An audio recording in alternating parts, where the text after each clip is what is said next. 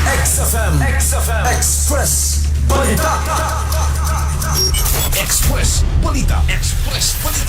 Nagpabiling gawas noon ang usa ka wala pa mailhing suspitsado human niini gipang ransak ang Siana Elementary School sa Barangay Siana, Mainit, Surigao del Norte niadtong Martes sa kadlawon, Hunyo 23 bandang alas 12:30 base sa kuha sa CCTV footage. Usa ka screwdriver ang gigamit sa kriminal aron makasulod sa mga classroom sa tunghaan. Lakip sa mga nakuha sa kawatan ang mga personal o opisyal nga kagamitan sa mga magtutudlo sama sa laptop, printer, projector, microphone, external hard drive, mga accessories sa TV ug cash nga nagkantidad og 20,000 pesos. Gibanabana nga niabot ngadto sa 180,299 pesos ang kinatibuk ang kantidad sa mga kabtangan nga nadala sa maong insidente. Human sa pagpangawat, nakita pa sa CCTV nga daling misakay ang suspect sa usa ka motorsiklo nga Honda XRM nga wala pa masusi ang plate number. Nagpagawas na og opisyal nga pamahayag ang Siana Elementary School aron ipahayag ang ilang grabing kaguol sa maong hitabo. Nanawagan usab ang administrasyon sa tunghaan alang sa pag-ampo, suporta ug pagkamabinantayon sa komunidad samtang nakigtambayayong sila sa mga otoridad aron masulbad ang krimen. Gireport na sa kadagkuan sa tunghaan ang maong pagpanglungkab ngadto sa Mainit Municipal Police Station ug padayon karon ang gihimong investigasyon sa mga otoridad aron mailhan ang suspitsado ug ma-recover ang mga kinatibuk ang kagamitan nga alang sa edukasyon sa mga kabataan. Mga katropa, para sa instant nga energy, pagtumar og Premium D3 alang sa nagkaiusang Pilipino para sa Pilipinas. Kini si katropang Lemuel Pagalaran Ukay, XFM News.